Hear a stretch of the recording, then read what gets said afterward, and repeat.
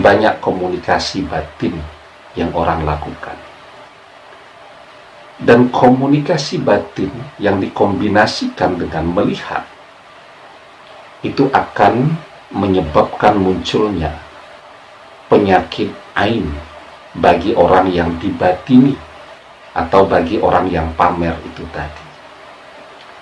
Di dalam sebuah hadis dijelaskan, ikhtasala Abi Sahal Ibnu Hunayf bil Kharari fanaza'a jubbatan kanat alaihi wa Amir ibnu Rabi'ah yanzur qala wa kana Sahal rajulan abyada hasanal jildi qala faqala Amir ibnu Rabi'ah ma ra'aitu kal yaumi wala jilda asro'a fawu'ika Sahal makanahu fashtadda wakuhu. Dari Abu Umamah bin Sahal, beliau berkata, suatu saat ayahku Sahal bin Hunayf mandi di Al-Kharar. Ia membuka jubah yang ia pakai, dan Amir bin Rabi'ah ketika itu melihatnya.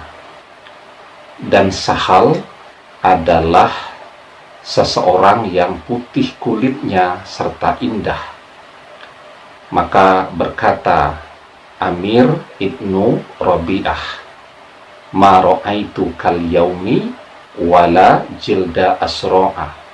Aku tidak pernah melihat kulit indah seperti yang kulihat pada hari ini, bahkan mengalahkan kulit gadis. Fawu'ika Sahal makanahu fashtadda wakuhu. Maka Sahal pun sakit seketika itu di tempat, dan sakitnya semakin parah. Ya, nah, kemudian hal ini diceritakan dan disampaikan kepada Rasulullah Shallallahu Alaihi Wasallam. Kemudian Rasulullah Shallallahu Alaihi Wasallam datang untuk melihat Sahal bin Hunayf.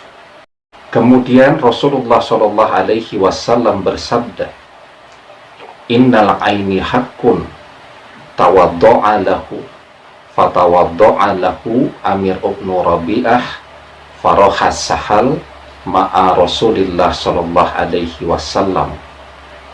Rasulullah Shallallahu Alaihi Wasallam bersabda, innal aini haqqun, sesungguhnya penyakit ain itu benar adanya.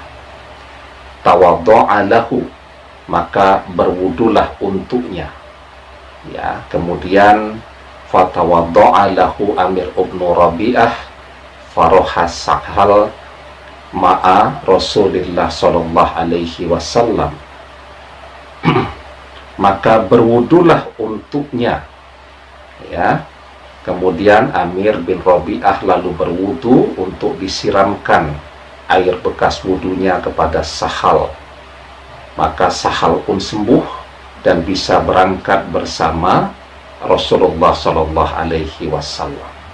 Nah, jadi hadis ini menunjukkan kepada kita semua, ya, bahwa penyakit yang disebabkan oleh ain atau penyakit ain, ya, bahkan Amir ibnu Rabi'ah itu memuji, ya, betapa bagusnya kulit Sahal bin Hunayf. Itu pun penyakit ain langsung muncul pada Sahal bin Hunayf. Apalagi di zaman sekarang ketika memang orang meniatkan untuk menyombongkan foto-fotonya dengan pasangan barunya, maka ketika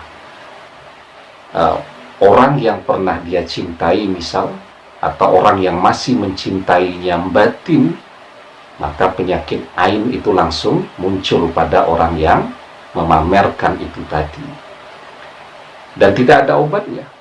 Satu-satunya obat adalah disiramkan dengan air bekas wudhu dari orang yang batin itu tadi. Jadi ketika Anda batin, ya, kemudian mantan sakit, maka satu-satunya obat untuk mantan adalah disiramkan atau mandi bekas air wudhu Anda, atau kalau masyarakat kita sering menyebutnya bekas air cucian kaki, tetapi yang benar adalah bekas dari air wudhu seseorang yang membatini itu tadi, atau mengucapkan sesuatu di batinnya dan ain itu muncul dengan pandangan matanya.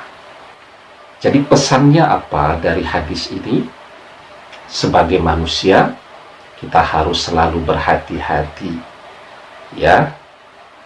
Bahagia boleh saja, tetapi tidak usah dipamerkan kepada orang lain, karena itu bisa mendatangkan yang namanya penyakit ain, penyakit yang tidak ada obatnya, yang satu-satunya obat hanya dimandikan atau disiramkan, ya, air bekas wudhu dari orang yang melihat itu tadi, atau memandang dengan ainnya, sehingga muncullah penyakit ain dari orang yang memamerkan itu tadi, ya.